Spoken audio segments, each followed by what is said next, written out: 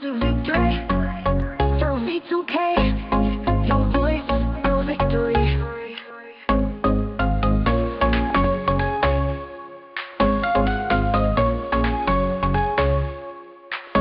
Welcome to victory through V2K. Your voice, your victory.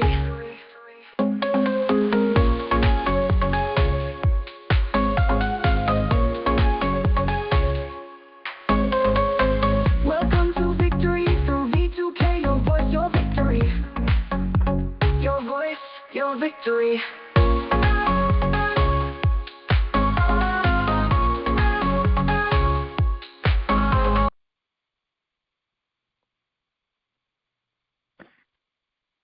That's it. That's awesome. Very nice. Love it. Love it. Love Thank it. you. I do too. All right, guys. Well, what I'd like to do is open this meeting with a moment of prayer, if that's okay with you guys. Okay. Dear Heavenly Father, thank you so much for every person here this evening. Thank you for this community that has helped so many of us through this ongoing tragedy. I pray for your continued protection, strength, hope, and guidance. And we pray all of this in Jesus' mighty name. Amen. And I want to add one more Amen. thing. Yeah, Father, thank you so much. One last thing. Thank you so much for everybody here tonight. I pray that you continue to give support to those out there who are suffering, and just help everyone remember your promises and remember that you've got us and you're in our hearts and you have not saved us from drowning just to throw us back in the water, and we are here for a reason. Amen. All right. Amen. Okay, so quick disclaimer. The views and opinions on Victory Through V2K do not represent the views of Targeted Justice or Targeted Justice's leadership team. And my name is Lindsay. I am the host for Victory Through V2K. I have been a TI for about 12 years now, and I have been volunteering for Targeted Justice since 2021. So it's been a wonderful journey. Just like all of you, I'm so grateful to have, like Ann mentioned, to be a survivor and, to still be here. And I know that God has a purpose for each and every one of us. That's absolutely true. This is Victory Through V2K. This is a community-based peer support group where we share our experience, our strength, and our hope with each other. So we may find some common ground and some solutions to help us with our targeting. Many times those common solutions include identifying patterns by discussing how V2K and direct energy weapons affect us. We share strategies here on how to cope with these direct energy weapons and with V2K. And we, talk freely with each other to try to build confidence through our shared experiences. We want to make sure that everybody out there knows that they are not alone. You are not alone. You are not crazy. You are here for a reason, and there's plenty of us out there that are going through what you are as well. Just so everyone knows, this is a safe space for everyone to share their practical knowledge as it pertains to what they're going through and your targeting and your experience. There shouldn't be any negative comments here or foul language of any kind. You will be asked to leave. I know that there are a lot of negative things happening to us, but the way to get through that is to connect with each other. And I believe we can do that because this is a solution-based meeting. We just discuss a variety of topics as it pertains to our targeting and how all of this affects us individually and as a whole. And, this meeting is for targeted individuals that are experiencing V2K, direct energy weapons, gang stalking, you name it. Everybody here is welcome, even if they don't suffer from V2K. And, we just hopefully we'll get a lot of people have a chance to share tonight. We would love that. But please help try to limit your sharing to about 5 minutes so that everybody who wants to has an opportunity to do so. And with that, Melissa, are you out there? Could you do read our positive affirmations tonight for us? Hi, yes. And thank you, Lindsay, for the invite and the opportunity. For those that are not aware, I do host The Chosen Heroes every Sunday at 3 p.m. Central Standard Time. If you're ever free on a Sunday and would like to join in, you can find the information on TI events. So I'd like to talk to you, for those that are not familiar with positive affirmations and the importance to use positive affirmations as that stepping stone in rewiring your brain. And the reason why they're so important is because these technologies, this mind control technology, the voice to skull technology, is to keep us anchored and tethered into the fight and flight response, to get us to freeze, to get us to isolate, to get us to stumble, to get us to, not pursue our life and the way that we are meant to and what God has called us to be. So these positive affirmations, like I said, are like that beginning, that building foundation of rewiring your brain to replace any negative self-talk, because with V2K there is so much negativity and misinformation and deception. So what you do is, if you're having a moment where you're having a lot of negative from the V2K or even a negative thought, you want to train yourself to replace it with a positive one. And positive affirmations are a great way from the moment that you wake up to just, tailor out statements specific to you, things that you want to focus on, and keep them short, say them as a fact, not a possibility, and avoid, you don't use negative remarks within a positive affirmation. You want to use the present tense, and you want to be persistent, and choose affirmations that align with your core values. Mm-hmm. So I have some that I want to read for you this evening. I also want to state that they will help you boost your self-esteem and your self-empowerment and your self-worth, and they will create a mental buffer against the stressors of the targeting experience. And they will help you be more resilient in your mindset and help you to stop comparing yourself to others and, what your life was like prior to being targeted. So the ones that I've chose for this evening are: I am capable of navigating life. I am on the right path. I am open to receiving guidance. I am moving forward with purpose. I am taking inspired action toward my goals. My courage is a beacon of hope for others. I believe in myself. I am capable and strong. I break free from my limits and boundaries. I can accomplish anything I set my mind to. I deserve my goals and dreams. I keep the door open for opportunities. I make a difference. I am getting stronger every day. And the last one is: the present situation will pass. I am safe, and everything is working out for my highest good. Thank you. Thank you, Melissa. You're just a jewel, and we're so grateful to have you in this community. You have so much wisdom to offer.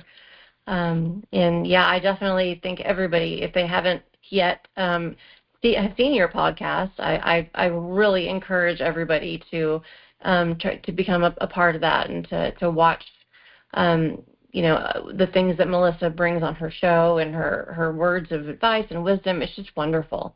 So yeah, you're definitely a warrior.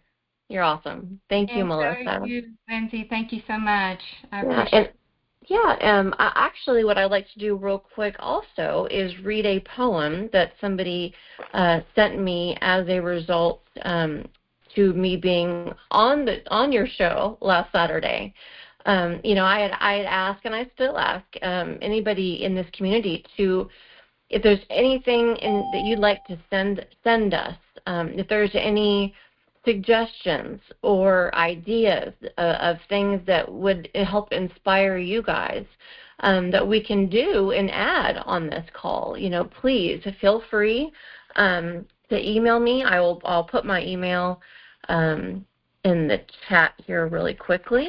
But we want to hear. I want to hear from you. I want to find out what things you guys, are passionate about.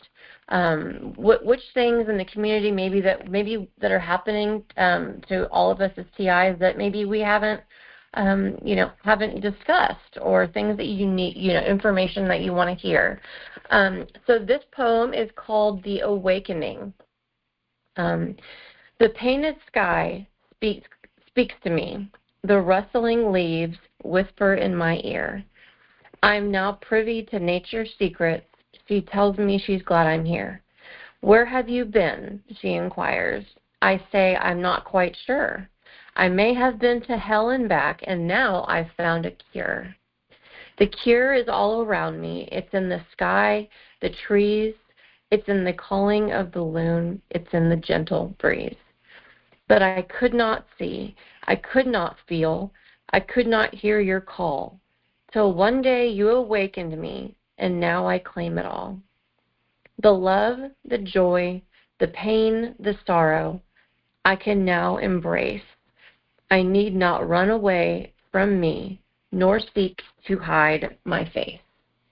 And that was from Miss Julie Christensen. And I think anytime you guys write poetry or send us anything, it just shows it's an act of bravery. So just be reminded of that. So, all right. So now what we're going to do tonight is a little bit different. But it was, an idea of mine, and I don't know if any of you have heard of Brené Brown. Brene is, I'm not sure if she still is, but she was a professor at the University of Houston and a visiting professor at the University of Texas at Austin. Since the early 2000s, Brené Brown has studied courage, vulnerability, shame, and empathy, and she is the author of 5 #1 New York Times bestsellers, including Daring Greatly, Dare to Lead, and my favorite, The Gifts of Imperfection. And she speaks a lot about vulnerability, the power of vulnerability, being the catalyst for connection. And as TIs, what I've learned through these past 12 years is that's what we are here to do. We are here to connect with one another. However, there's so many things we've been taught in this world that get in the way, such as blame and shame, and we're here. We are neurologically wired to connect. And she studies a lot of people. She has a lot of different studies that she does, and she studies the people that are the most wholehearted, and those people they have the courage to be imperfect. They have the courage to be their authentic selves, and they fully embrace vulnerability, and they know that it makes them beautiful, that it's not a weakness. It is a strength. So with that, we're going to go ahead and start this 20-minute clip of Brené Brown speaking on the power of vulnerability. And then after that, we will discuss some things, and you guys can ask any questions or anything you would like to do. But with that, let's go ahead and start the video.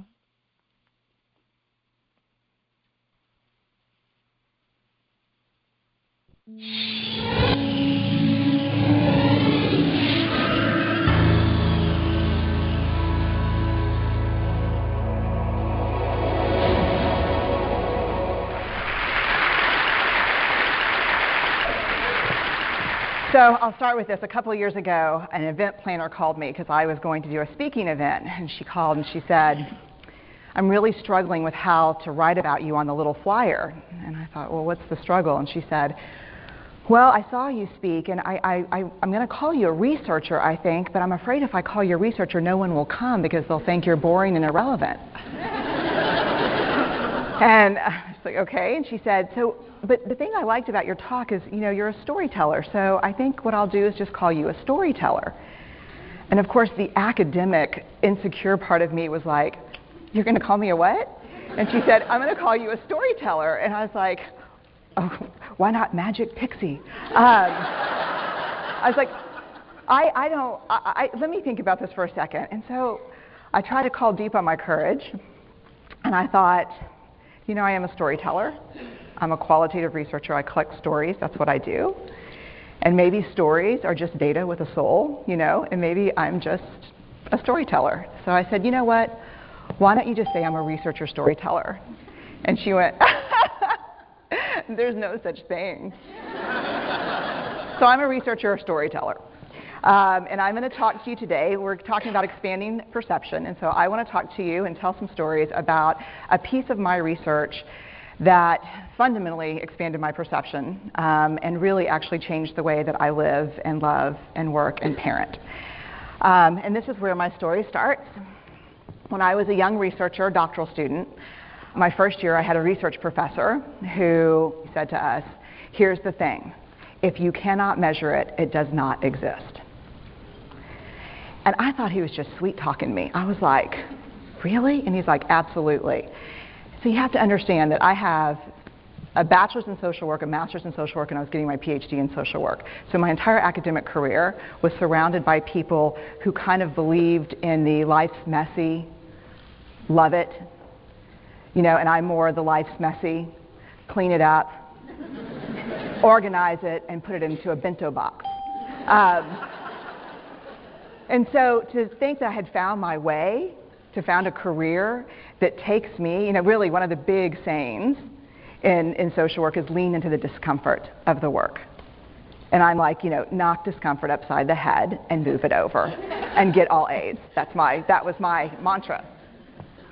So I was very excited about this. And so I thought, you know what? This is the career for me because I am interested in some messy topics, but I want to be able to make them not messy. I want to understand them. I want to hack into these things that I know are important and lay the code out for everyone to see. So where I started was with connection, because by the time you're a social worker for 10 years, what you realize is that connection is why we're here. It's what gives purpose and meaning to our lives. This is what it's all about. It doesn't matter whether you talk to people who work in social justice and mental health and abuse and neglect. What we know is that connection, the ability to feel connected, is neurobiologically, that's how we're wired. It's why we're here. So I thought, you know what? I'm going to start with connection. Well, you know that situation where you get an evaluation from your boss and she tells you 37 things that you do really awesome and one thing that you can't, an opportunity for growth. And all you can think about is that opportunity for growth, right? Well, apparently this is the way my work went as well, because when you ask people about love, they tell you about heartbreak. When you ask people about belonging, they'll tell you their most excruciating experiences of being excluded. And when you ask people about connection, the stories they told me were about disconnection. So very quickly, really about 6 weeks into this research, I ran into this unnamed thing that absolutely unraveled connection in a way that I didn't understand or had never seen. And so I pulled back out of the research and thought, I need to figure out what this is. And it turned out to be shame. And shame is really easily understood as the fear of disconnection. Is there something about me that if other people know it or see it, that I won't be worthy of connection? The things I can tell you about it, it's universal. We all have it. The only people who don't experience shame have no capacity for human empathy or connection. No one wants to talk about it, and the less you talk about it, the more you have it. What underpinned this shame, this I'm not good enough, which we all know that feeling. I'm not blank enough. I'm not thin enough, rich enough, beautiful enough, smart enough, promoted enough. The thing that underpinned this was excruciating vulnerability. This idea of, in order for connection to happen, we have to allow ourselves to be seen, really seen. And you know how I feel about vulnerability. I hate vulnerability. And so I thought, this is my chance to beat it back with my measuring stick. I'm going in. I'm going to figure this stuff out. I'm going to spend a year. I'm going to totally deconstruct shame. I'm going to understand how vulnerability works. And I'm going to outsmart it. So I was ready. And I was really excited. As you know, it's not going to turn out well. You know this. So I could tell you a lot about shame, but I'd have to borrow everyone else's time. But here's what I can tell you that it boils down to. And this may be one of the most important things that I've ever learned in the decade of doing this research. My 1 year has turned into 6 years, thousands of stories, hundreds of long interviews, focus groups.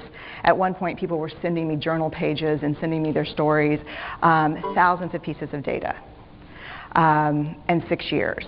And I kind of got a handle on it. I kind of understood this is what shame is, this is how it works. I wrote a book, I published a theory, but something was not okay. And what it was is that if I roughly took the people I interviewed and divided them into people who really have a sense of worthiness, that's what this comes down to, a sense of worthiness. They have a strong sense of love and belonging. And folks who struggle for it, and folks who are always wondering if they're good enough. There was only one variable that separated the people who have a strong sense of love and belonging and the people who really struggle for it, and that was the people who have a strong sense of love and belonging believe they're worthy of love and belonging. That's it. They believe they're worthy. And to me, the hard part of the one thing that keeps us out of connection is our fear that we're not worthy of connection, was something that personally and professionally I felt like I needed to understand better. So what I did is I took all of the interviews where I saw worthiness, where I saw people living that way, and just looked at those. What do these people have in common? And I have a slight office supply addiction, but it's another talk. So I had a manila notebook, a manila folder, and I had a Sharpie. And I was like, what am I going to call this research? And the first words that came to my mind were wholehearted. These are kind of wholehearted people living from this deep sense of worthiness. So I wrote at the top of the manila folder. And I started looking at the data. In fact, I did it first in this in a 4-day, very intensive data analysis where I went back, pulled these interviews, pulled the stories, pulled the incidents. What's the theme? What's the pattern? My husband left town with the kids because I always go into this kind of Jackson Pollock crazy thing where I'm just like writing and going and kind of just in my researcher mode. And so here's what I found. What they had in common was a sense of courage. And I want to separate courage and bravery for you for a minute. Courage, the original definition of courage, when it first came into the English language, it's from the Latin word cur, meaning heart. And the original definition was to tell the story of who you are with your whole heart. And so these folks had, very simply, the courage to be imperfect. They had the compassion to be kind to themselves first and then to others, because as it turns out, we can't practice compassion with other people if we can't treat ourselves kindly. And the last was they had connection, and this was the hard part, as a result of authenticity. They were willing to let go of who they thought they should be in order to be who they were, which is, you have to absolutely do that for connection. The other thing that they had in common was this. They fully embraced vulnerability. They believed that what made them vulnerable made them beautiful. They didn't talk about vulnerability being comfortable, nor did they really talk about it being excruciating, as I had heard earlier in the shame interviewing. They just talked about it being necessary. They talked about the willingness to say I love you first. The willingness to do something where there are no guarantees. The willingness to breathe through waiting for the doctor to call after your mammogram. The willing to invest in a relationship that may or may not work out. They thought this was fundamental. I personally thought it was betrayal. I could not believe I had pledged allegiance to research, where our job, the definition of research is to control and predict, to study phenomenon for the explicit reason to control and predict. And now my mission to control and predict had turned up the answer that the way to live is with vulnerability and to stop controlling and predicting. This led to a little breakdown, which actually looked more like this. And it did. It led to I call it a breakdown. My therapist calls it a spiritual awakening. Spiritual awakening sounds better than breakdown, but I assure you it was a breakdown. And I had to put my data away and go find a therapist. Let me tell you something. You know who you are when you call your friends and say, I think I need to see somebody. Do you have any recommendations? Because about 5 of my friends were like, woo, I wouldn't want to be your therapist. And I was like, what does that mean? And they're like, oh, I'm just saying, don't bring your measuring stick. Okay. So I found a therapist. My first meeting with her, Diana, I brought in my list of the way the wholehearted live. And I sat down, and she said, how are you? And I said, I'm great, I'm okay. And she said, what's going on? And I said, and this is a therapist who sees therapists, because we have to go to those because their BS meters are good. And so I said, here's the thing, I'm struggling. And she said, what's the struggle? And I said, well, I have a vulnerability issue, and I know that vulnerability is kind of the core of shame and fear and our struggle for worthiness, but it appears that it's also the birthplace of joy, of creativity, of belonging, of love, and I think I have a problem, and I need some help. And I said, but here's the thing, no family stuff, no childhood shit, I just need some strategies.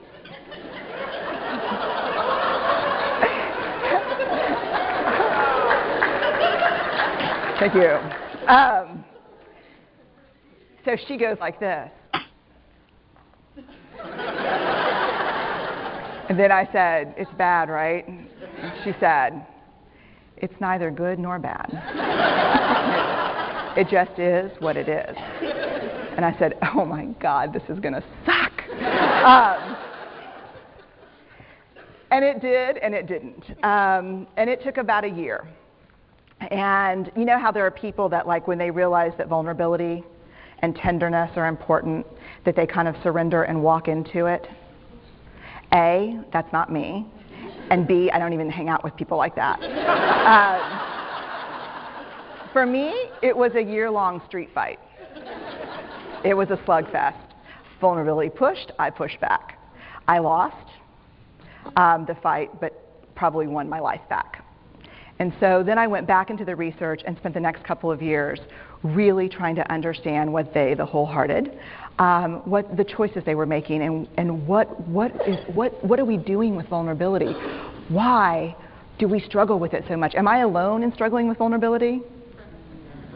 No. So this is what I learned. We numb vulnerability.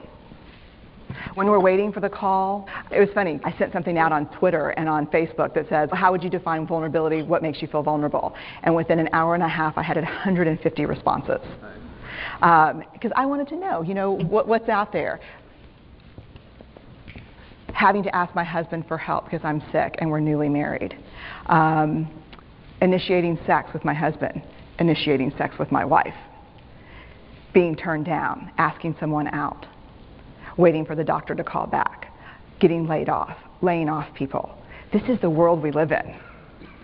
We live in a vulnerable world. And one of the ways we deal with it is we numb vulnerability. And I think there's evidence, and it's not the only reason this evidence exists, but I think that it's a huge cause. We are the most in debt, obese, addicted, and medicated adult cohort in U.S. history. The problem is, and I learned this from the research, that you cannot selectively numb emotion. You can't say, here's the bad stuff. Here's vulnerability, here's grief, here's shame, here's fear, here's disappointment. I don't want to feel these. I'm going to have a couple of beers and a banana nut muffin. I don't want to feel these. And I know that's knowing laughter. I hack into your lives for a living. I know that's, God. You can't numb those hard feelings without numbing the other affects or emotions. You cannot selectively numb. So when we numb those, we numb joy. We numb gratitude. We numb happiness. And then we are miserable and we are looking for purpose and meaning. And then we feel vulnerable. So then we have a couple of beers and a banana nut muffin. And it becomes this dangerous cycle. One of the things that I think that we need to think about is why and how we numb. And it doesn't just have to be addiction. The other thing we do is we make everything that's uncertain certain. Religion has gone from a belief in faith and mystery to certainty. I'm right, you're wrong, shut up. That's it. Just certain. The more afraid we are, the more vulnerable we are, the more afraid we are. This is what politics looks like today. There's no discourse anymore. There's no conversation. There's just blame. You know how blame is described in the research? A way to discharge pain and discomfort. We perfect.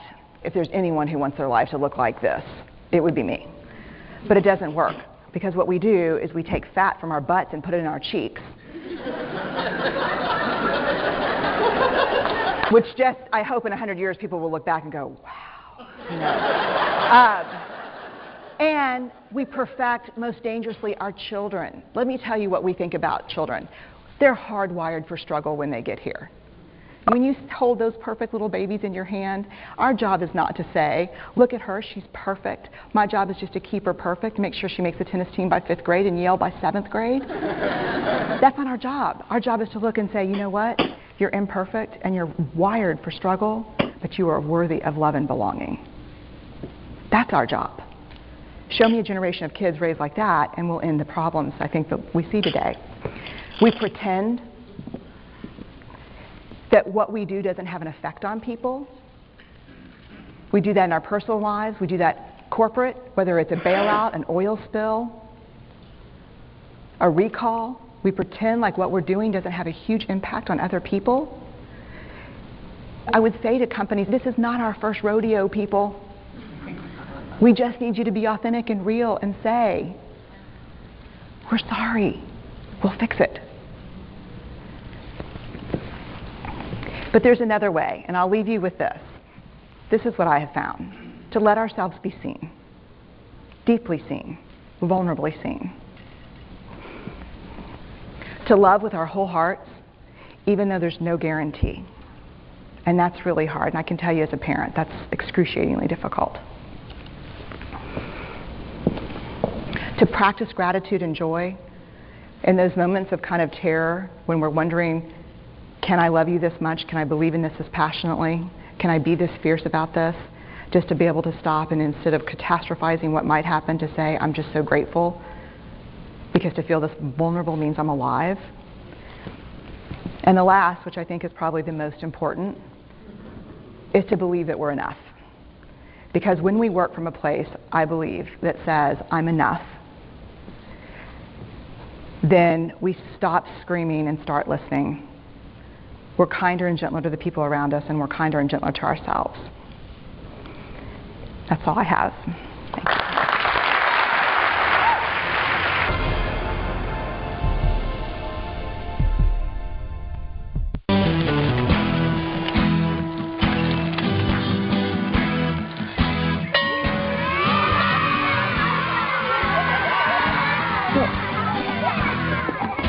Sharing.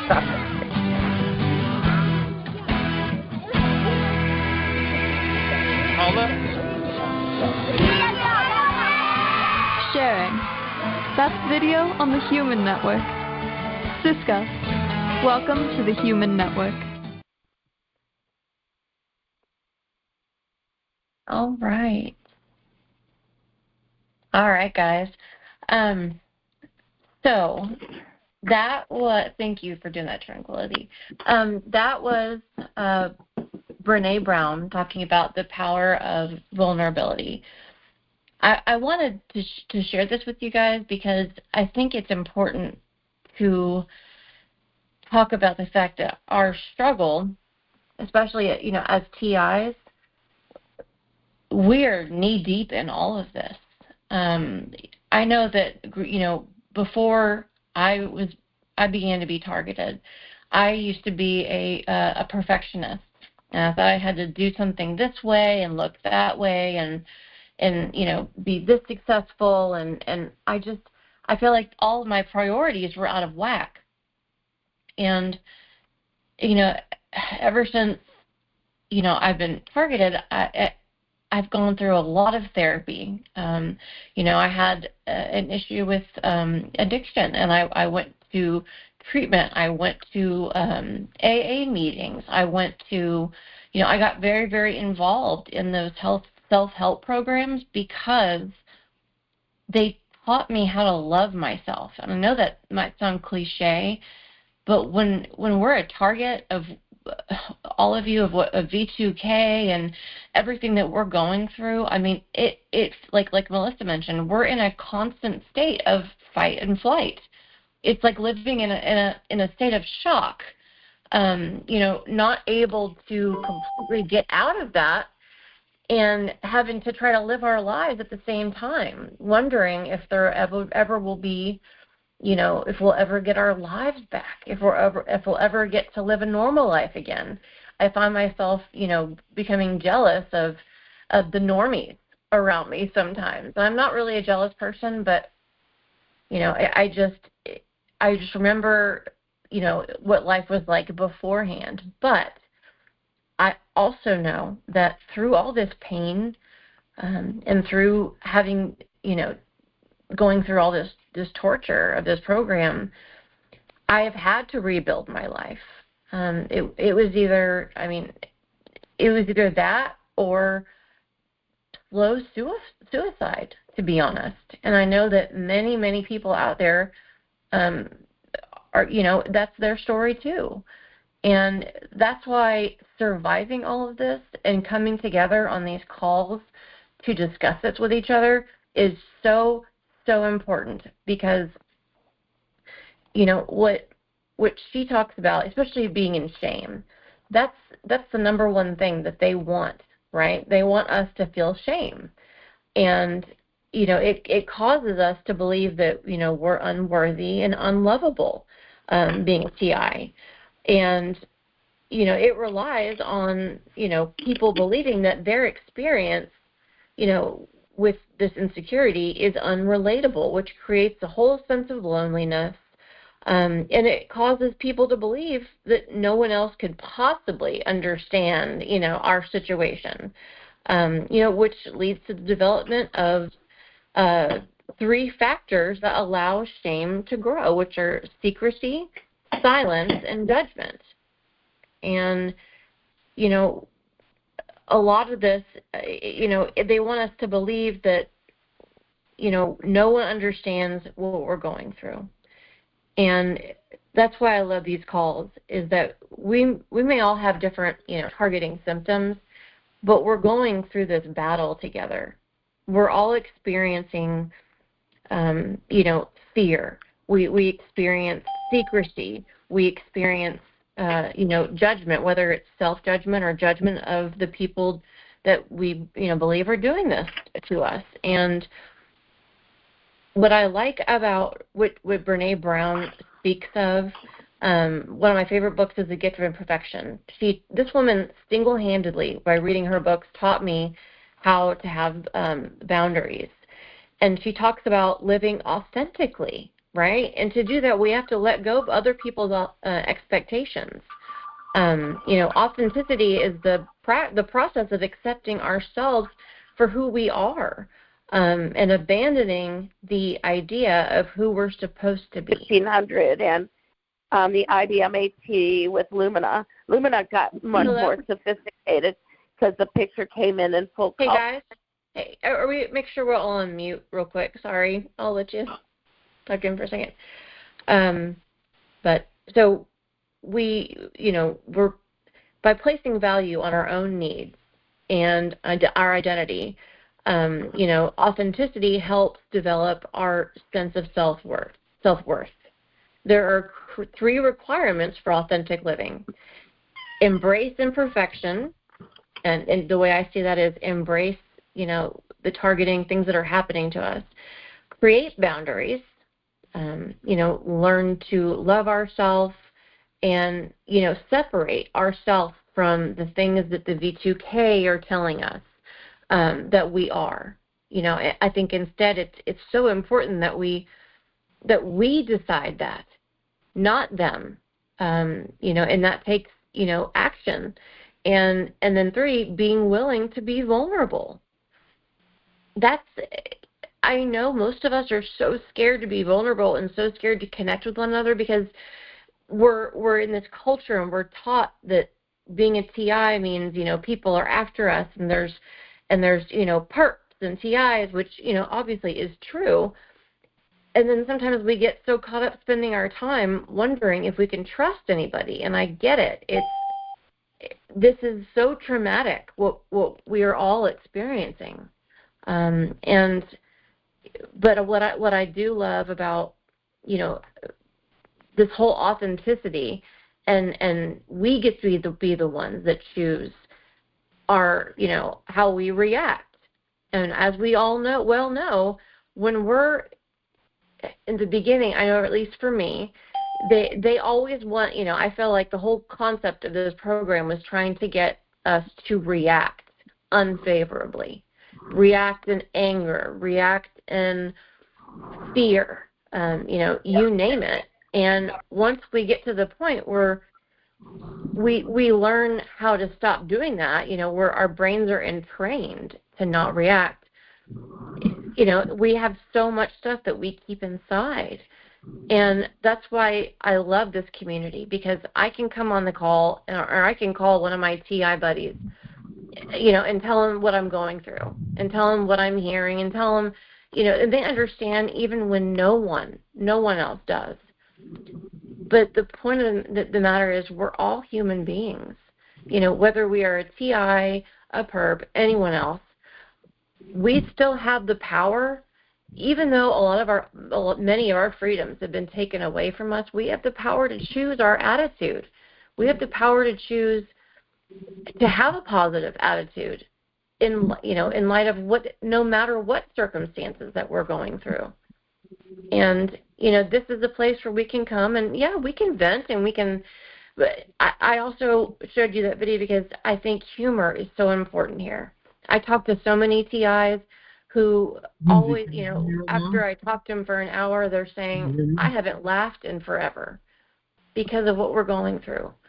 And, the way I see it, I want to embrace gratitude. I want to continue to live my life, just like I think, while we're waiting on, the way I see it, our Creator, or God, or, a higher power to, to do his role and figure out the outcome of, this whole targeting program.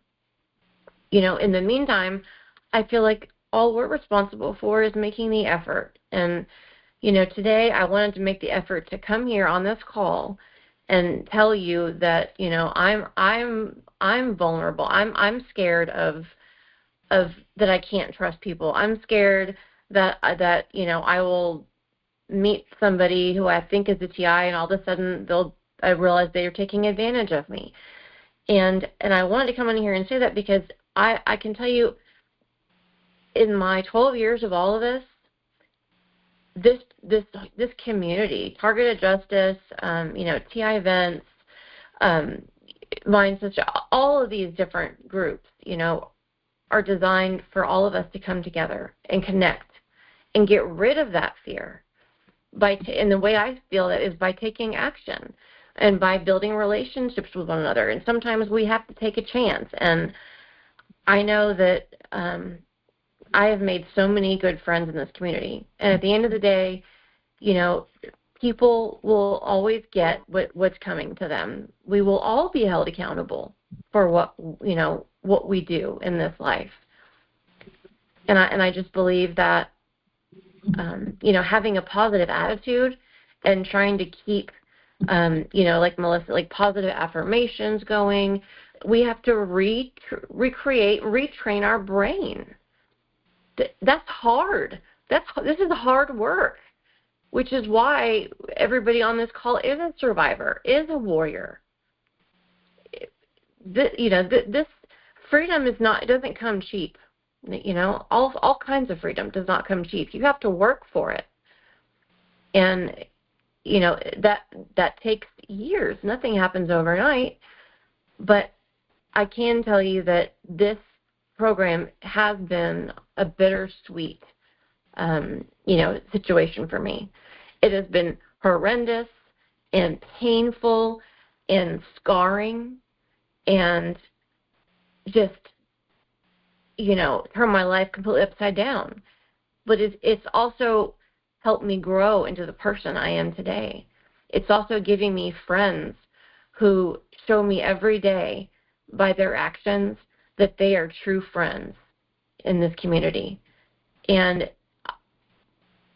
I also have more experience with this, and I get to help people. I get to be part of your story. I get to be part of your life, your experience as a TI.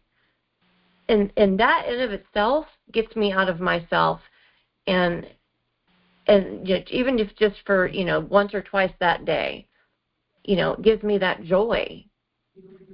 So, are you on right now? Are you online? Hello? Hi, are you online right now? Am I online? Yes, I'm Lindsay. I'm hosting, this is the Victory Through V2K call. Hi, Lindsay. I'm Brian. How are you? Good. How are you, Brian? With that, I was going to go ahead and open it up, so go for it, to what you guys are going through. So just some questions. I mean, your conscious level of telepathy with V2K, I mean, where are you at with that? Me personally? As far as keeping your mouth quiet and being able to communicate via RF frequencies. Communicate via, you mean like dealing with the V2K every day and still living my life? Is that what you're? No, I mean, are you able to communicate with, now when you hear V2K, what are you thinking? You're hearing voices, right?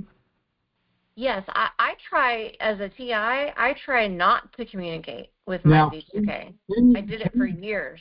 All right, now can you communicate with them without, and on what level are you communicating with them? Can you communicate with the voices on an interaction? Say if you were just speaking normally. All the time. Yes. All the time, yes, sir. Mm-hmm. Okay. And at what level of communication do you have? In the essence of, are you talking back and forth? It's synthetic telepathy. I experience V2K just the same as everybody else. So what I'm asking you is, I'm a layman about it, but I experience it myself. So I'm asking you for me to understand exactly. Synthetic meaning what? I mean, you're hearing voices, correct? Yes. And are they real? Yes, with V2K experiencing, yes. And are the voices real? Yes. It could be AI, but yes, absolutely. Okay, so are you dealing with brain-to-brain interface? Do you understand what that is? Yes, I do, sir. You know what? Can I just hop in here? What's your name again? Brian. Brian. Yes. Could you hang around for a while, and then you can bring this up during the Ask the Community segment? Sorry, the call is structured in a specific way, And from about 9:30 to 10 is when people, can comment and ask questions about what the topic is of the conversation on the call.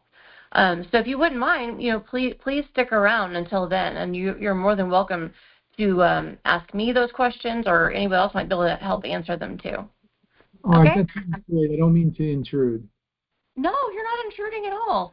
I just have to try to, keep the structure of the call. That's all, sir. I just don't want, Okay. we just want to make sure we don't go out there. But no, your questions are very valid. So please stick around. Okay. Okay. Okay. Thanks, Brian. All right. So I'm just going to open it up to everybody else. Can anyone relate to anything they saw in this video, or does anybody have anything to share at all? Any questions or comments?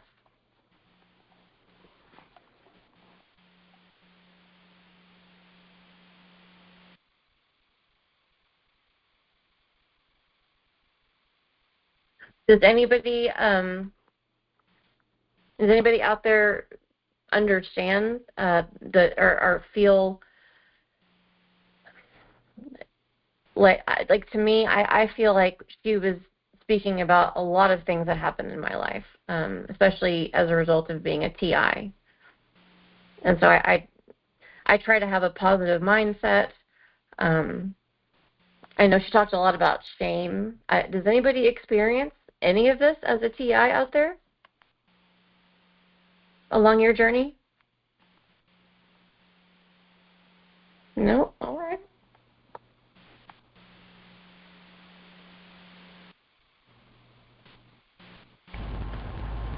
Well, I think that being, like she said, like vulnerability is where you make connections with people, and the only way to make authentic connections. So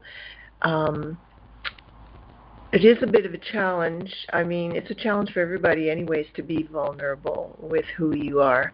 But I find like when you have all this other crap going on, you really, you always are hiding a piece of who you are. In every situation, because you need to protect those people because they won't understand it. Yeah. Right, and so Yeah. that's the hard part. But I agree that this situation I find.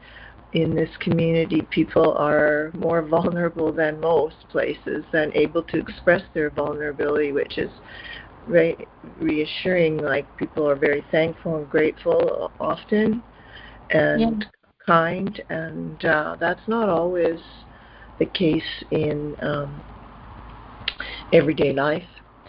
But where I find difficult is,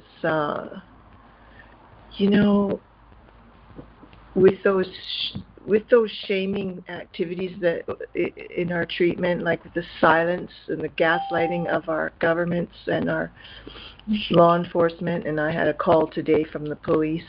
It's very, acting like, oh, sorry, we're late with your access to information. Yeah, sorry about that. Yeah, well, basically letting me know that they're going to redact half of it, that it's all exempt, and that, I'm some kind of criminal that they need to, redact information around. So I find it very difficult to deal with those people in a calm, like you said, Lindsay, like calm, collected way. So, and I didn't do a very good job today. I said, yeah, well, fine. Your analyst can call. I just hope your analyst isn't a liar like the rest of those liars in ours, Right. Right. And then when I hang up, I go, oops.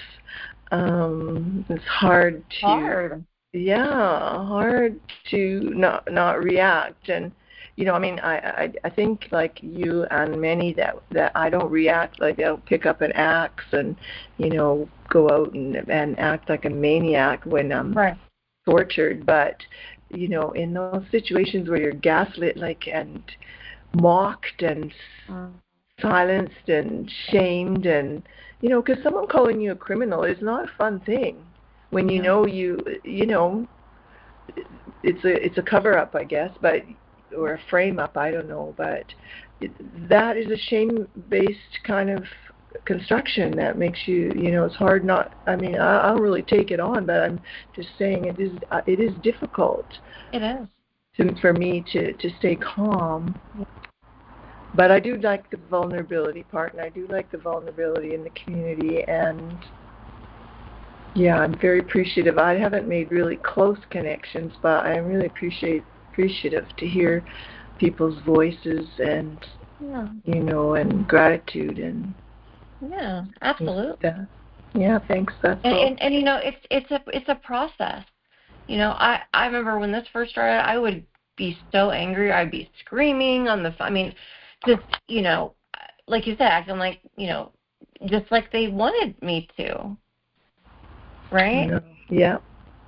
So, but I bet what I do realize is what they didn't count on is actually creating, you know, someone stronger, like you know, like we have all become during all of this, and the way I see it, the more work I do on myself, you know, the more I work on my resentments, because that's one of the biggest challenges I face. I know we probably all face, right, in this community, is as far as trying to stay positive, is when we have those resentments against with the people that are, you know, that are doing this to us. You know, it's real. It's, you know, our reasoning is valid, but yet what I've realized is whenever I'm really angry at them for something, and I do get angry with them all the time, it only hurts me, because I feel like that anger isn't being, you know, or I displace it accidentally, right, somewhere else, like on my husband or the people around me, or you know, and so I think it's a great idea to have these conversations, you know, as a community, so that, you know, so that we all know where we're coming from. We all have emotions that this, you know, that being targeted has stirred up in us. I mean, it happens every day, especially with the V2K, right? I mean, we're hearing this 24/7. How could it not make us angry? You know, but at the same point, I know that I spend, you know, a lot of time talking to other TIs who were going through the same thing, and just trying to figure out, you know, how to best survive, you know, with, you know, hopefully being able to feel joy. And I do know that many of us, you know, as in this world, and especially in this community, like you mentioned, you know, Rose, that we have more. They target the most vulnerable people, you know, obviously for a reason, and you know, because they do that, you know, it's easier for them, you know. But the thing is, a lot of us numb these emotions. I mean, I used to do it myself, and I'm sure I still probably do. Whether it may not be with, you know, drugs or alcohol anymore, but you know, sugar, or, you know, just all kinds of stuff. So, but the thing is, I've realized that when I do that, I also stop the ability to feel those good emotions and that joy. You know? Yeah, I told my son today, I said, yeah, I mean, this program isn't only about women, but I'm a woman and I have some secret criminal, like, you know, file. And I said, yeah, there's a lot of us women terrorists around, you know, bashing into towers and ruining planes, you know, and at airports. There's a lot of us women terrorists and criminals. I mean, I don't even know how they think that this is even a reasonable, like, accusation. If it is if it is a terrorist watch list or whatever, like, are you kidding me? Like, who are all these women, female terrorists anyway, that they're so scared of us? Honestly, That's you know, a good way anyway. to put it. That's Yeah, true. so ridiculous. It's outrageous. Anyway, so yeah, thanks. I won't talk anymore, but I just meant, you know, that's my emotion, like going, yeah, give it And don't, up. you know, that's okay. Like, you know, we need to be kind to ourselves. If when we get angry, I mean, we don't need to, give ourselves a hard time. But I do know through this experience, I know I've learned to be my authentic self where I didn't used to be that way. And sometimes these painful situations end up, my point is there is good that's come out of this. And I do believe that sometimes, that I do believe that we are part of God's army. I believe that all this is happening for a reason and that everybody has a purpose. Every single one of you, out there, all of us, we do. Does anybody else have anything to share on this topic? Power, vulnerability, or emotions, or the role it's playing in your life as a TI? Hey, Lindsay, it's Krista in Idaho. How are you? Krista, I'm great. How are you doing? I'm doing okay. Yeah, doing okay. I wanted to say about vulnerability. There's a scripture in the Bible that says, when I am weak, He's strong. And God makes the weak things of the world, to shame the strong, and the foolish things to shame the wise. And so, while I'm a middle-aged woman, and these people have been perping me for I don't know how many years, God is having His way in sort of, I see it as justice, or kind justice, if you will, because I'm not an overly strong person. And I am not a young person anymore. So, that it puts the enemy to shame that, some of us are still alive. Some people don't make it, right? I mean, right. There's an interview with T.I. Maria on David A's channel, and some go up missing, some just get cancer, and some commit suicide, and we're still here. And my prayer is that God gives us all endurance to finish this race and finish it well. Oh, it's beautiful. I love that, Krista. Very, very well put. Thank you. Thank you for listening. I'm glad you're part of this community. Thank you. Me too. Glad I've become more active. I've known about it for a while and just started attending the last 6 months or so regularly. It's helpful. That's okay. There's, just so everybody knows, I know there have been, it's okay. Everybody becomes active when in your own time. There's no shame being placed on TIs who are not active. And if anyone's ever felt that way, I apologize. But that's something that was ever intended. But everybody is ready in their own time. And some people who are active, use an alias because to help, they're trying to protect themselves. And there's nothing wrong with that whatsoever. Or, to me, we all do things our own way. And,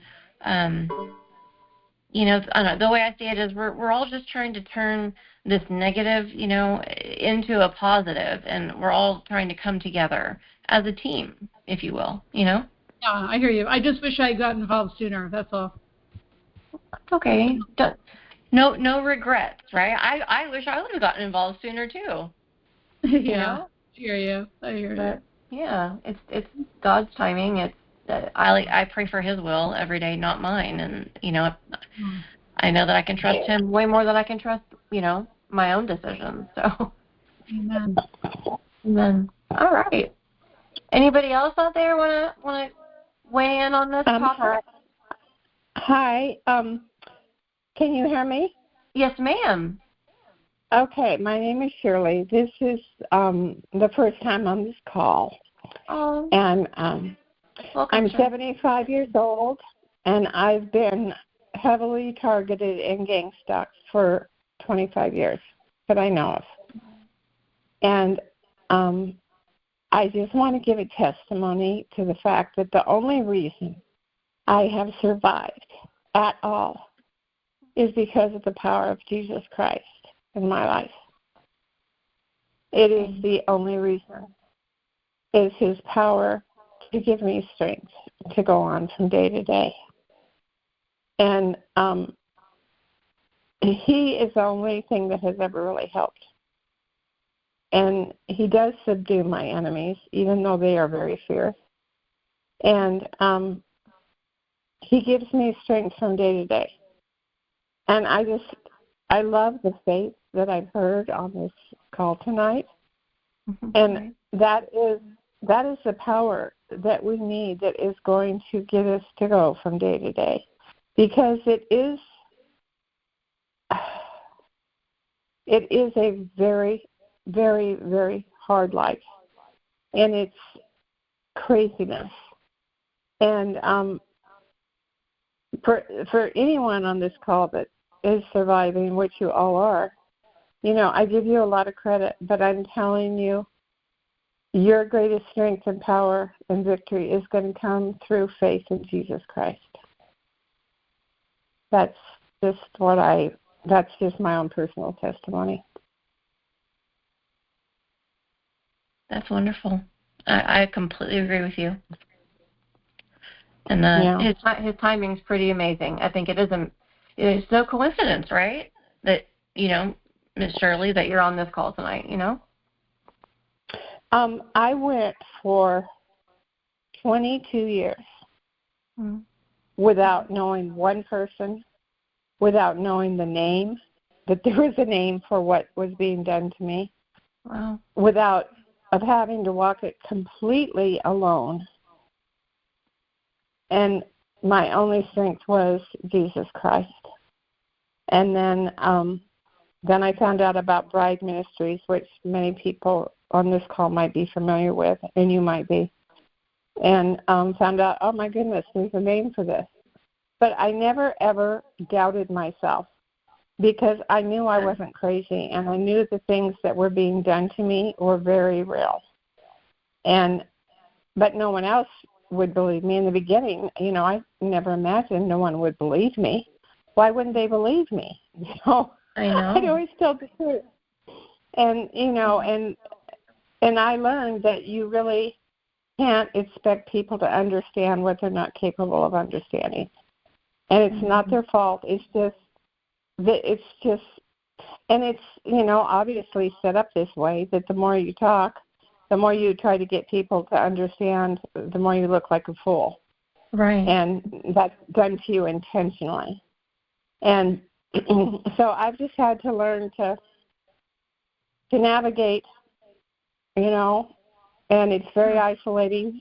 It's very, very hard. But my victory comes through Jesus Christ. He's my strength. He's my life. And I can't imagine anyone going through this without him. I just can't even imagine how you would survive. Amen to that. I totally agree with you. Yeah. I'm sure I know many TIs relate to just exactly what you said, Ms. Shirley. Mm. And I have wondered, why me? Because I'm really insignificant. But I am targeted on a very high level. And the gang stalking has been continuous. And I've been poisoned so many times. It's unbelievable. And my health has been destroyed through the process. Mm-hmm. But, the other day I was like, Lord, why me? What is it that they're so intensely interested in me? And I think it's that God's purpose is for me to be a witness and a testimony of the power of Jesus Christ. And they have to watch me praising the Lord, worshiping the Lord, praying, because we are watched 24/7. Right. And I don't know if they're trying to figure out, I don't know what their purpose is, but I know that I think that it has to do with me being, the Lord's purpose in it is that I'm a witness and a testimony for him through his power to sustain and to keep going. Yes, ma'am. I completely agree with you. I'm telling you, if it wasn't for the Lord in my life, I would not have survived. any length of this time. I would not have. It was absolutely more than I can bear. Yes, ma'am. I completely understand that. So I have great sympathy and compassion for anyone going through any of this. Mm-hmm. It is the most horrific thing, and and it's secret. Right. They have done such a good job of keeping it so secret. And I mean, in the beginning, I actually thought I could get help from the police. That was I know really a lot of us do. laughable. I know. That made everything so much worse. I know. And if they could have, they would have locked me up, which is what they wanted to do. Right. But they were I never gave them a reason to be able to do that.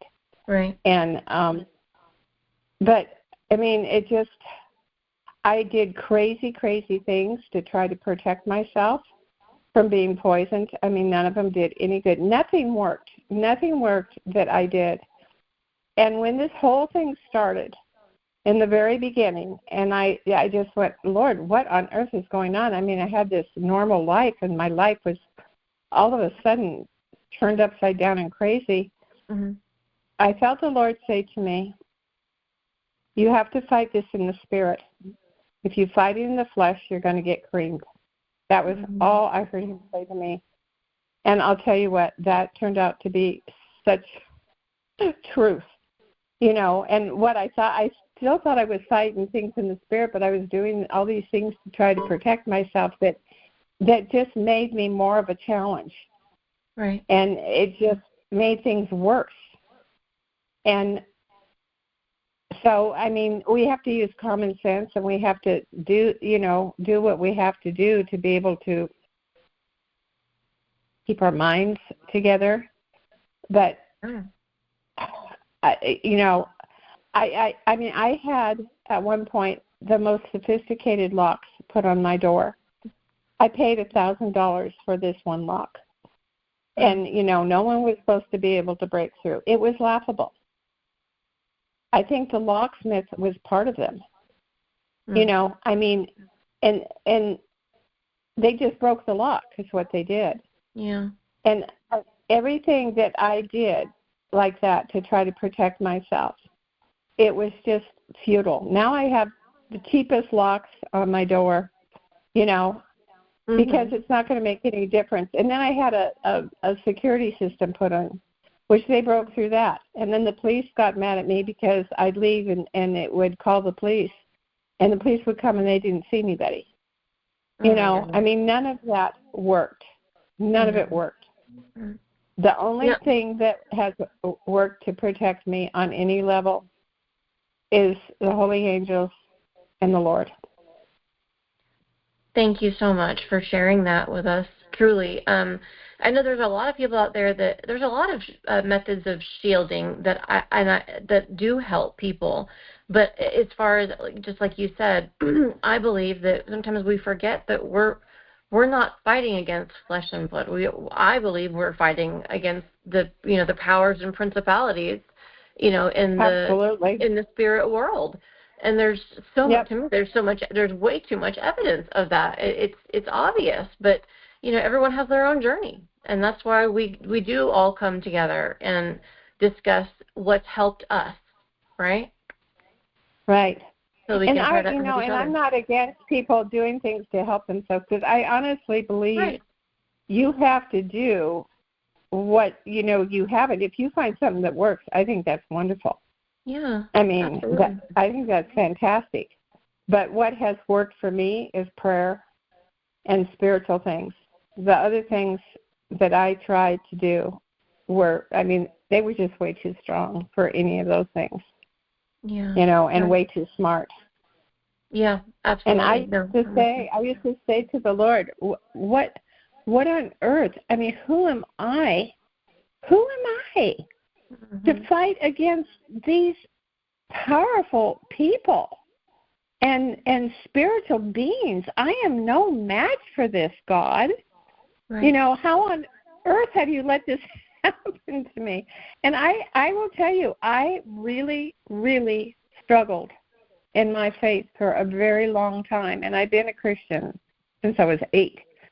And, you know, because I did not understand, I believed that if you asked God to protect you, he would.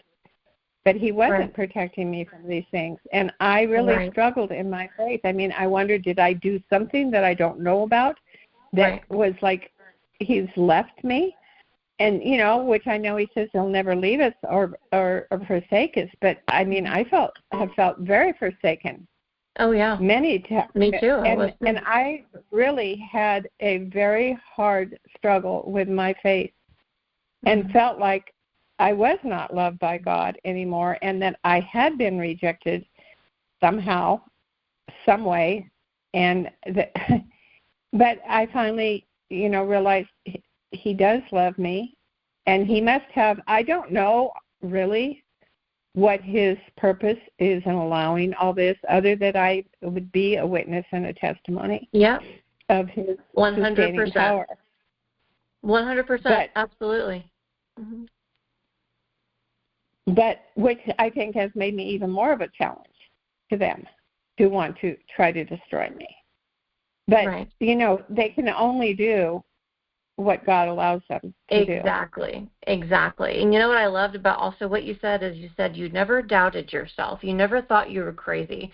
And so many people with V2K, you know, do. And that's one of the reasons I volunteered, because when this started for me 12 years ago, I vowed that I would do anything I could so that so that people out there would not think that what was happening to them was because they were crazy. I mean, at one point I remember thinking it would be easier if I was crazy, but you know, our intuitions, our God-given intuitions are so strong, and you know, the enemy can get in through our, you know, he can blind us, he can make, you know, deafen us, he can make us hear things, but the way I see it, he can't take away that God-given intuition, and that's how I communicate, you know, with my Creator is through my intuition, you know, my senses, those senses, you know.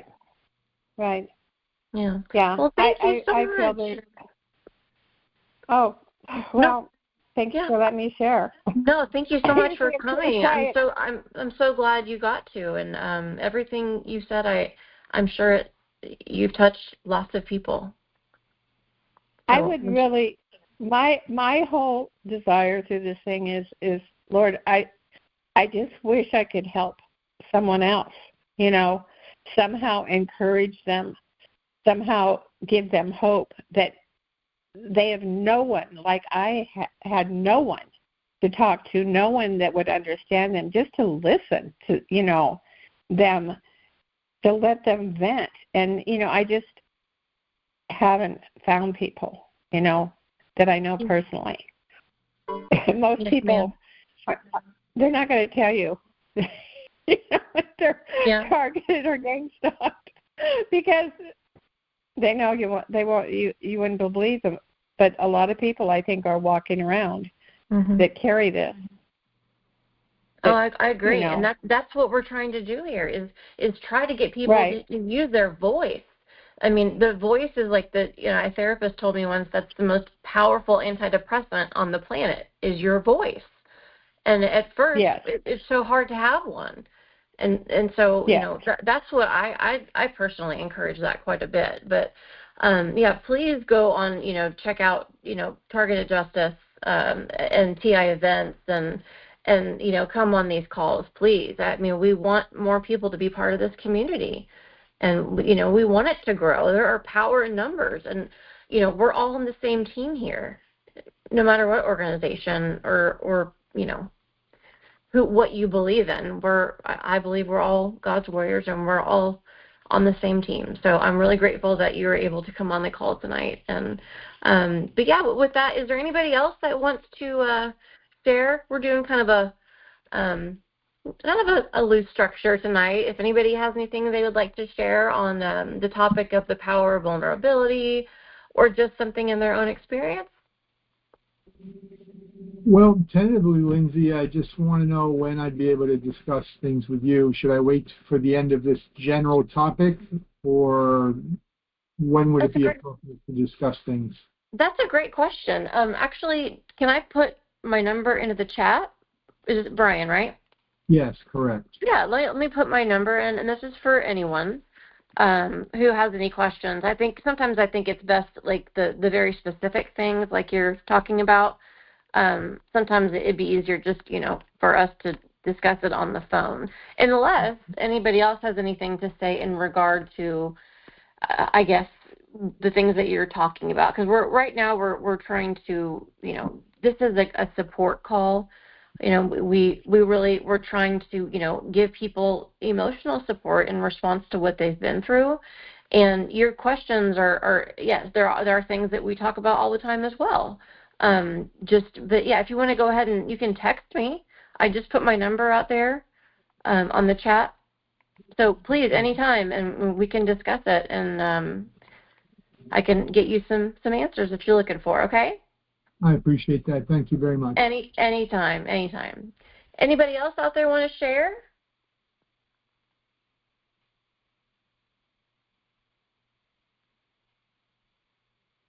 Share anything.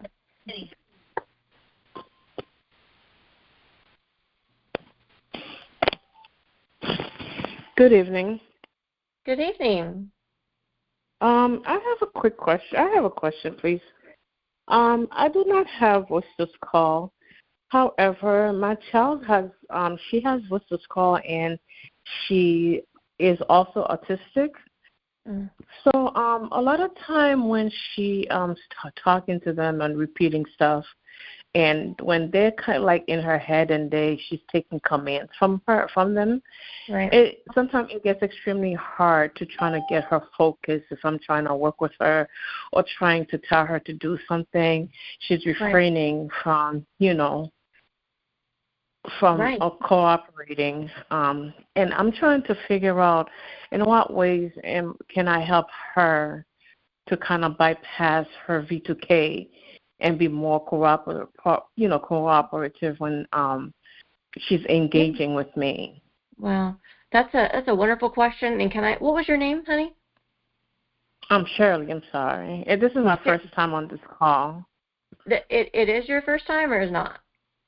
Yes, my first time. Wow, welcome. Can I just start by saying how incredibly strong and how that I just think you must be just an amazing person, because I know that having to deal with a child who's targeted, and you just wow, you just must be one heck of a warrior, and thank you. Welcome to this call. There's many people out there that have children who are targeted as well. I've got a couple women on my team. My kids are a little bit, but I do know of many people whose children are also targeted with V2K. And, I know that Targeted Justice was trying to put together a support group for parents with targeted children, and, in order to discuss those very specific things. So I do know if you want to text me, I could probably get you a couple of numbers from a couple of other people that I know that that deal with that, and have different solutions and things that they do. Hello. Oh, okay, that'd be great. Yeah. This is Ann from St. Louis. Oh, hey Ann, how are you? All right, I don't mean to interrupt, but I wanted to get in here because I could give her some numbers also of special needs moms and dads that have children with V2K. And I'm the state contact for the state of Missouri, but I'll help anybody because this is something that we have got to address head on. Yes, ma'am. No apologies, no semantics. It's just something that we're just going to have to just really, in a peaceable, intelligent way, of course. Yes, ma'am. But I know somebody that's got a daughter with two people that have daughters with cerebral palsy. They're both sick with V2K because it is a terrible violacious illness. And I wanted to give my phone number, if I may. May I do that? Go for it. Absolutely. All right, you have something to write. Now, you said your name with the autistic daughter. Are you yes, Sharon or yes. are you Shirley? Shirley. Shirley, where are you from, Shirley? Shirley, I'm from Massachusetts. You're from Massachusetts. Okay. Have you Yes. reached out to Frank Allen? Because he's targeted Massachusetts. Yes. If for some reason I always seem to miss his podcast. Okay. Yeah, I just found out about him recently, not too long ago, and I did try to, go on YouTube trying to see if I can reach out to him, but I've been unable to. How old is your daughter? She's 8 years old. I'm a targeted person myself, but it's just that she has V2K and I do not. Oh, there's a lot of people that are so sick. Or V2K is a debilitating, violacious, just horrific illness. But my number is 314-325. This is for anybody who's struggling. 2394. I'm their V2K warrior and low-income specialist. I'm 52 years old. I've had V2K pretty much my entire life at different levels of V2K, and I was born visually impaired. I am completely blind now, and I've been that way for 20 years, no thanks to this program, but I keep soldiering on and willing to help other people that are disabled and or on a fixed income, because I know what that's like. Yeah, try to build a Faraday cage when you're on Social Security? Don't think so. And I'm so glad that you're here. You are a warrior. Oh, and, I can't wait to introduce you. Could you say your name again?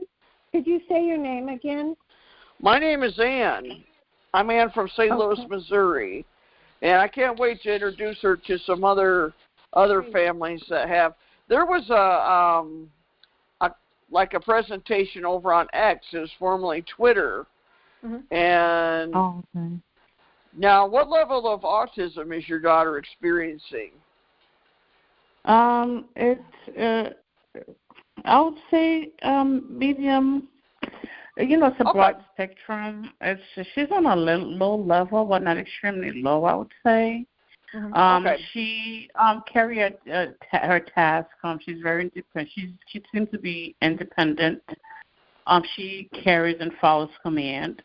Well, that's good. And she understands. Yeah, she understands a lot of things around her way. If I ask her to do something, she'll go ahead and carry on and do different tasks. It's just that with her V2K, it's when they trying to get in between, and she tends to struggle, and I can't get her to follow through except she's following them and everything that's being told. She'll do that instead of listening to me. Right. Yeah. Well, tell her to watch your lips moving, because that's the one tip I heard over on the X call. Is those parents told her because there's one girl, she's 5 and has V2K. So the dad said, "Watch my lips, and you'll know that it's me talking and not your. I don't know." Okay. Yeah, I don't know if they all refer to it as V2K or what they referred to it as.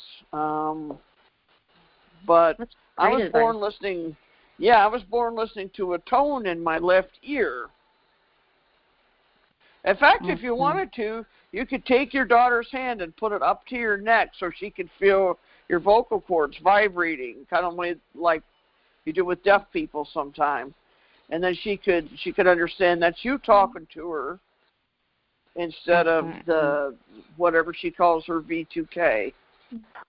Okay, because I know I've heard they use different voices, like they could be using my voice or her dad's voice. And they use that to upset her. It upsets a lot of them. That's why they wake up screaming and just different things. This might work with kids. Turn on something that's in a foreign language. That's kind of like a tried and true V2K tip, because that confuses the AI, and it seems to quiet that. so you can have some kind of a life. This is very intrusive, V2K. Mm-hmm. And a lot of us have found any kind of music or movie from overseas around Asia, like anything in Japanese, dialect of Chinese, Japanese, play that, and then that'll help. Pink noise will help. Anything that will take away, or less, it can make her less aware of the V2K. Because we're not going to find too much that's going to stop it in its tracks yet. But there's things you could do to make it less noisy. So, does it keep her awake nights? No, it doesn't. No, I actually give her medication. And the medicine. I've heard that a lot with autistic. I read a lot about families with autistic children, and that's kind of one thing that they have trouble with is sleep conditions, and so they give them some medicine to knock them out, or they give them just some simple melatonin, and that seems to. And sometimes they have to. We do that with our kids sometimes too. The melatonin. Give something a little bit stronger. So that's good that she's sleeping. And then as soon as that medication wears off. The first few years of her life, however, I used to be up every night. She didn't sleep up till she was really maybe 4. That's when she really started, getting some sleep. But every night, even she'll go to Head Start and she'll stay up all night and come back home. You think she's so tired. Then the next night she won't sleep. It was just a problem. First couple of years are definitely the hardest for sure. But try to get around to as many TI calls as you can and network with other parents. Okay, thank you. Because there's so many parents and caregivers out there that are caring for. There's a family out there that has 6 kids and they all got the whole family's got V2K. They're out of South Carolina. Yeah, I can only imagine. It just keeps increasing. I mean, that's what I've been sensing was going to happen, to begin with. It's going to happen to more and more people, and I think that we are the ones that are going to have to help them with this. I mean, we just got to, because if we can save one person from running to the hospital, I think we've done our job, guys. Amen. We really do, because that's what's going to happen. They're going to wake up and they're going to say, Mommy, I hear strange men in my room or strange people in my room. And you look around, there ain't anybody in here, honey.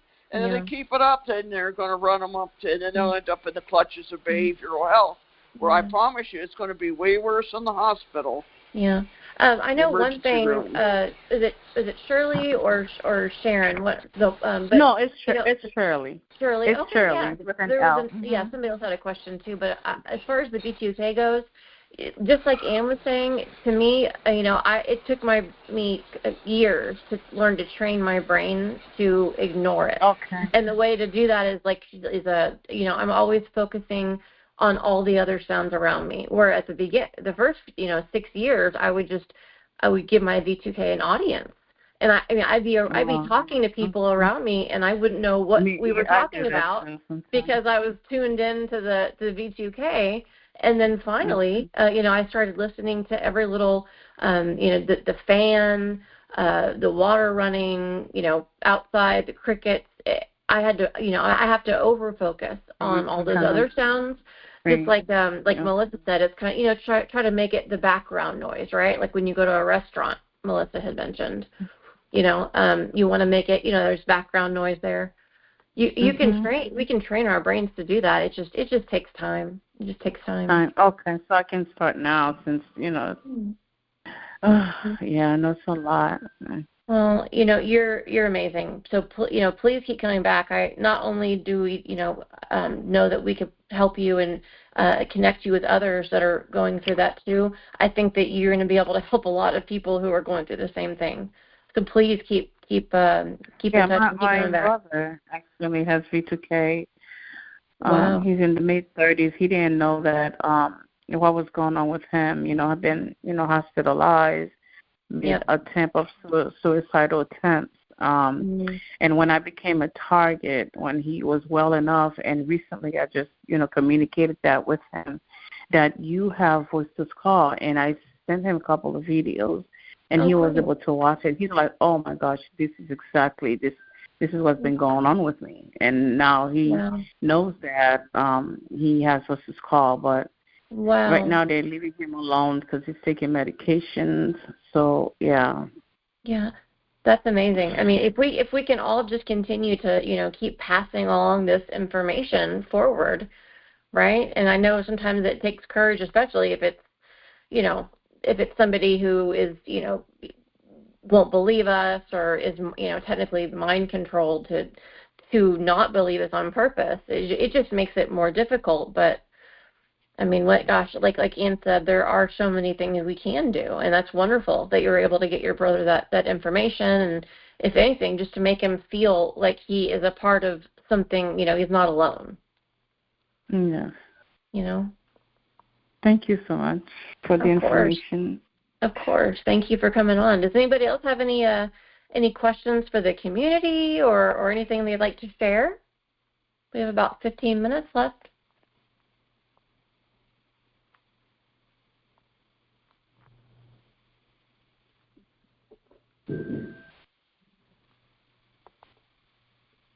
Anyone? It could be a question or anything.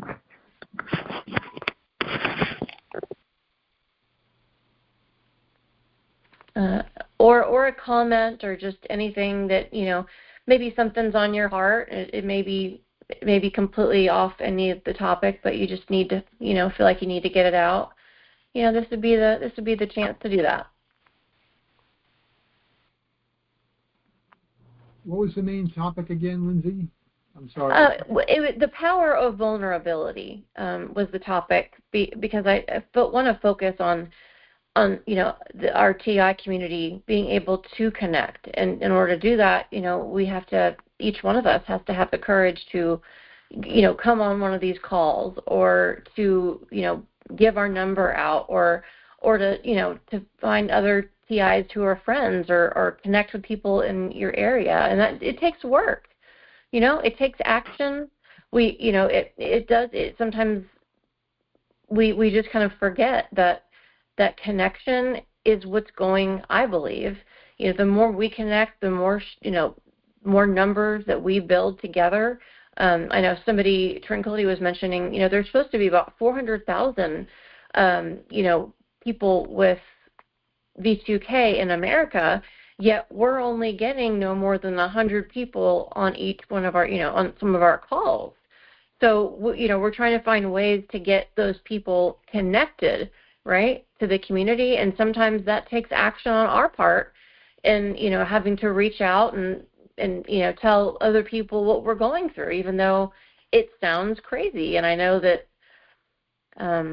it's just, I believe that, God will put that in us. I mean, I give out bracelets, and I feel like God tells me when to give them out, and I talk to strangers all the time. So, but everyone's different. Everyone has their own way to connect, Yeah, I apologize for interrupting. I No. guess I would like to say to everybody out there, we all need to gift each other, gift ourselves a little bit, and appreciate who we are, even though there's a lot of,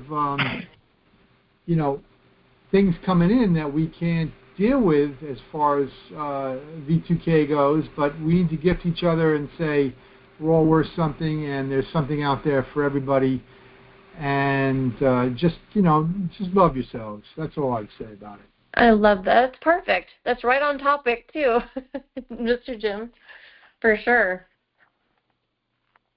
Yeah. A lot of times when we go through this, it makes us feel like we're worthless, and that's what the point of a lot of the things and the tricks that they do. And so, just like Melissa mentioned earlier, we have to counteract those words and those actions with our own positive affirmations. And just like you said, Jim, remember that we're worthy. We are enough. We are a child of God. We are enough exactly who we are, and we're perfectly and wonderfully made. And that's just the truth, no matter what anyone else tries to tell us. So, even just reminding each other and trying to encourage each other and build each other up. Even just giving somebody one compliment, it could change their day, especially if they're a TI. So, anybody else have anything they want to share?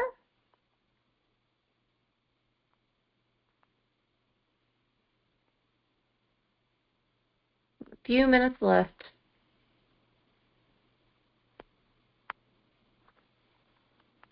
All right. Well,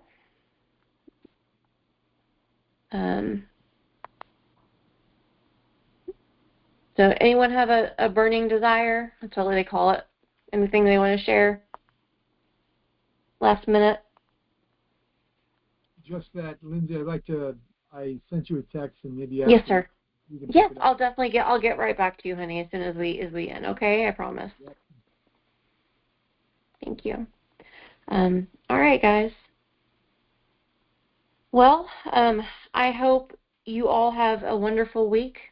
I just thank you so much for being a part of this community, and I just wanted to do, normally we have a guest speaker on our calls, and sometimes I like to throw in these sessions just to remind people that they're appreciated and valued and loved and are worthy. And don't ever let, this experience of what you're going through as a TI tell you any different. And, learn to let your feet, that's what I do. I try to sometimes, because my, when I'm feeling down, I try to let my feet move, and let my brain follow. And taking action, focusing on staying busy, and then I try to find opportunities to give, and it could just be a compliment. It could be my time. It could be a few dollars to somebody that's homeless, because I know that they're worse off than I am at that moment. And I think this is very much spiritual warfare at its finest, and I think there's an army that's coming together as TIs, and I can't wait to continue to add on to our numbers and our strength. So thank you guys so much. I hope you all have a wonderful week.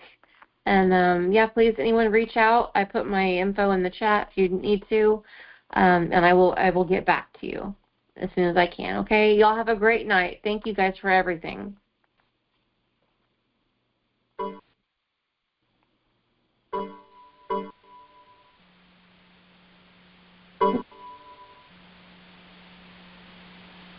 Thank you for leaving.